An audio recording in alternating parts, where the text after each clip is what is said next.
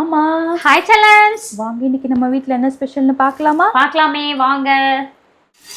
காலையில் டிஃபன் வந்து நம்ம வீட்டில் சூப்பரான ஒரு முருகல் தோசை, பூஜா குட்டிக்கு பிடிச்ச மாதிரி தோசை 2 பேருக்கு சுட்டுட்டேன், ஆளுக்கு 3.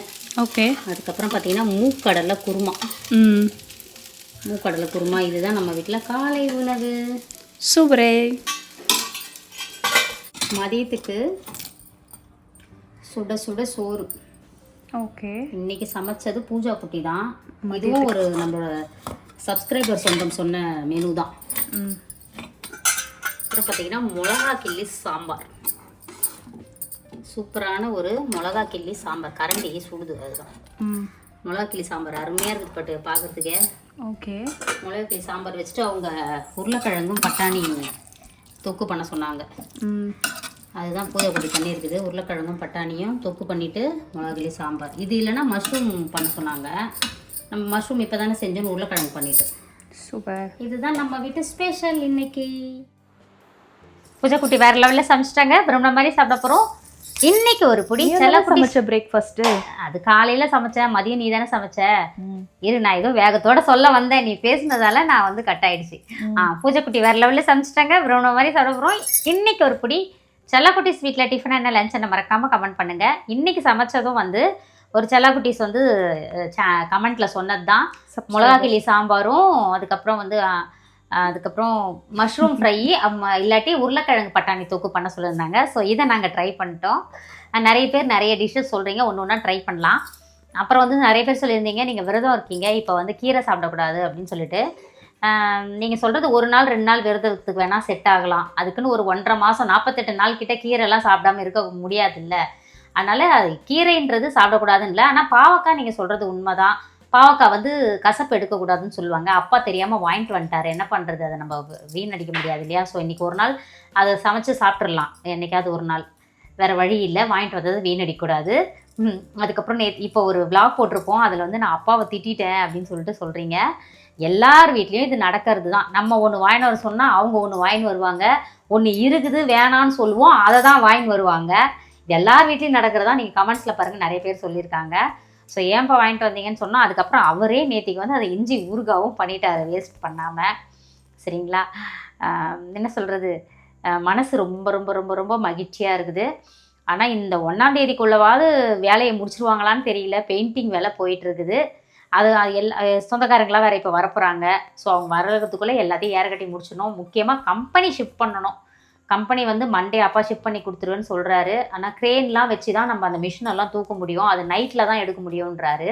ஏன்னா அப்போ தான் க்ரேன் வந்து மெயின் ரோட்டில் தான் நம்மளோட ஆஃபீஸ் இருக்கிறதால அங்கே நிறுத்திட்டு தான்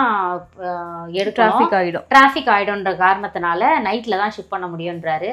மற்றபடி ஏன்னா ஒரு வாட்டி மிஷின் வந்து இறங்கும் போது அவ்வளோ டிராஃபிக் ஆச்சு. அதனால சரி எப்படி பண்ண முடியும்னு தெரியல. இறைவன் அருளால் வீட்டை ஷிஃப்ட் பண்ணிவிட்டு ஒழுங்கு பண்ணவே இவ்வளோ நாள் ஆச்சு. இப்போ கம்பெனியை ஷிஃப்ட் பண்ணி அதை வந்து ஒழுங்கு பண்ணி மறுபடியும் கொரியர் போட ஆரம்பிக்கணும். அதுக்காக தான் நாங்கள் பிஃபோராகவே ஸ்டாக்கெல்லாம் கொஞ்சம் நாங்கள் அங்கேயே மெயின்டைன் பண்ண ஆரம்பிச்சிட்டோம். ஏன்னா எப்படியும் ஷிஃப்ட் பண்ணும்போது ஒரு 2-3 நாள் ஆகலாம் ப்ரொடக்ஷன் ஆரம்பிக்கிறதுக்கு அப்படின்னு சொல்லிட்டு தேவையான அளவு ஸ்டாக் வச்சுட்டோம். ஸோ எந்த கவலையும் இல்லை. உங்களுக்கு வழக்கம் போல் கொரியர் வந்து போட்டுக்கிட்டே இருப்போம். ஒரு சில ஐட்டம் ஏதாவது காலி ஆகிடுச்சுன்னா மட்டும்தான் அது இல்லைன்னு சொல்கிற மாதிரி இருக்கும். மற்றபடி எல்லாமே கொடுத்துட்டு தான் இருப்போம். அப்புறம் வேற என்ன பட்டோம். அதுக்கப்புறம் இன்னைக்கு திருமண நாள், பிறந்த நாள் கொண்டாடும் அனைவருக்கும் எங்கள் மனமார்ந்த நல்வாழ்த்துக்கள். செல்லங்களா, வாழ்க வளத்துடன், எப்போதும் மகிழ்ச்சியாக நிம்மதியாக சந்தோஷமாக இருங்க பட்டுக்குட்டீஸ். அப்புறம் வேற ஒன்று சொல்லணும், எப்பப்பார் நெகட்டிவ் கமெண்ட்டை பற்றி பேசாதீங்கம்மா, விட்டு தள்ளுங்க அப்படின்னு நிறைய பேர் அப்படி தான் வயிற்றுச்சலில் பண்ணுவாங்கன்னு சொல்கிறீங்க. இருந்தாலும் வேலையை விட்டுட்டு வந்து நேற்றுக்கு ஒரு கோயில் போன வீடியோ போட்டிருந்தாப்பா, ஷார்ட்ஸு. வயசு பொண்ணு, இந்த அளவுக்கு கூட மேக்கப் இல்லைன்னா எப்படி? அதில் என்னமோ இவங்க காசில் வாங்கி கொடுக்குற மாதிரி ஓவர் மேக்கப்னா அவங்கள யார் பார்க்க சொல்கிறா? ஓவர் மேக்கப்பாக இருக்குன்னு தெரியுது இல்லை. பார்க்காம ஸ்கிப் பண்ணிக்கோங்களேன். பிடிச்ச சேனல் அது மாதிரி உங்களுக்கு வேணா மேக்கப் பிடிக்காம இருக்கலாம், அதோ எனக்கு பிடிக்காது. சரிங்களா. ஆனால் எனக்குமே என்னைக்காச்சும் ஒரு நாள் வந்து என் குழந்தைங்க எனக்கு லிப்ஸ்டிக் போட்டு அந்த கண் இதெல்லாம் வச்சு என்னை அழகுபடுத்தி பார்ப்பாங்க. சரிங்களா. அந்த மாதிரி அவங்கவுங்க ஆசைங்க அது. அதில் வந்துட்டு நாங்கள் பண்ணுறோமா, மேக்கப் பண்ணுறது உங்களுக்கு பிடிக்கல, ஸ்கிப் பண்ணிட்டு மேக்கப் பண்ணாத சேனல் ஏதாவது இருந்தால் போய் நீங்கள் அதை பார்க்கலாம்ல. நான் சொல்கிறோம். அதெல்லாம் விட கொடுமை, ஒருத்தவங்க இங்கே இங்கே யார் வீடியோ போட சொல்கிறா, நீங்கள் ஏன் வீடியோ போடுறீங்க அப்படின்னு வந்து கேட்குறீங்க. அதுக்கு வந்து 2-3 பேர் கமெண்ட் சொல்லியிருந்தாங்க. என்ன சொல்லியிருந்தாங்க, நீங்கள் ஏங்க பார்க்குறீங்க, நீங்கள் பார்க்காதீங்கன்ட்டு. அப்புறம் எங்க மறுபடியும் ஸ்கிப் பண்ணால் கூட வருதுங்க, பேசாமல் யூடியூப் அன்இன்ஸ்டால் பண்ணிட்டு போயிடுங்க, எந்த வீடியோவுமே வராது இல்லை உங்களுக்கு. நீங்கள் எந்த அளவுக்கு ஏன்னா எங்களை வீடியோ போடாதீங்க அப்படின்னு சொல்லிட்டு நெகட்டிவாக கமெண்ட் பண்ணுறீங்கல்ல, அதுவுமே எங்களுக்கு காசு தான். ஓகேங்களா, நீங்கள் வந்து நாங்கள் நல்லா இருக்கணும் தானே வயிறு எறியுங்க, அப்படி கம்முன்னு போயிடுங்க பார்த்துட்டு. நீங்கள் வந்து கமெண்ட் பண்ணாலும் அதுவும் எங்களுக்கு காசு தான் சொல்கிறேன் நான். ஸோ இதெல்லாம் ஒரு ஜாலியாக அப்படி தான் நான் சொல்கிறேன். இதில் வந்து என்ன சொல்கிறது, அவங்க எத்தனை வாடி சொன்னாலும் அப்படி தான் பண்ண போகிறாங்கன்றது வேறு விஷயம்னு வச்சுக்கோங்களேன். இருந்தாலும் அதை பற்றி பண்ணதை பற்றி பேசும்போது எங்களுக்கு ஒரு குதூகலமாக இருக்குது. நீங்களே கண்டென்ட் எடுத்து கொடுக்குறீங்க, அவ்வளோதான், வேற ஒன்றும் கிடையாது. வேற ஒன்றும் இல்லை, அதெல்லாம் நினச்சி சிரிப்பு கூட வரும். யோ அதில் வந்து இன்னொன்று சொல்கிறாங்க கேளுங்க, நீங்கள் இப்படியே வீடியோ போடுங்க, நீங்கள் இப்படியே அவங்க வீடியோவை பாருங்க, அவங்க வந்து கடனெல்லாம் அடைச்சிட்டு இருக்க போகிறாங்க, புது வீடு கட்டிட்டாங்கன்றீங்க. அப்போ நீங்கள் சொல்கிறீங்களே, நீங்கள் ஏன் பார்த்துட்டு வந்து கமெண்ட் பண்ணுறீங்க? நீங்கள் பார்க்குறதே எங்களுக்கு வியூஸ் தானே, நீங்கள் போடுற கமெண்ட்டே எங்களுக்கு காசு தானே. அதை நினச்சி சிரிச்சுன்னு கடந்த நான் உண்மையாகவே சொல்கிறேன்.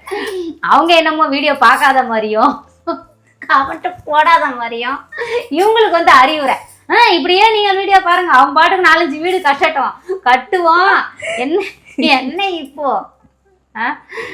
ஒரு விஷயம் மட்டும், எங்களுக்கு வீடியோ இந்த ஜாப் எங்களுக்கு பிடிச்சிருக்கு, நாங்கள் பண்ணுற ஜாப் வந்து வியூவர்ஸ்க்கு பிடிச்சிருக்கு. ஸோ பிடிச்ச வியூவர்ஸ் பார்க்கட்டும், பிடிக்காதவங்க தள்ளிக்கிட்டு போங்க. நீங்கள் எத்தனை வாட்டி சொன்னாலும் நாங்கள் இப்படி தான் சொல்லுவோம்.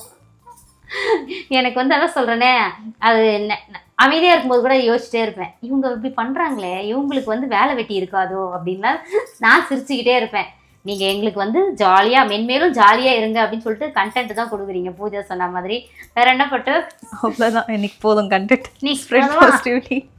Love you all. நாங்கள் போய் சிரிச்சுட்டு வருவோம். வாழ்க வளத்துடன்.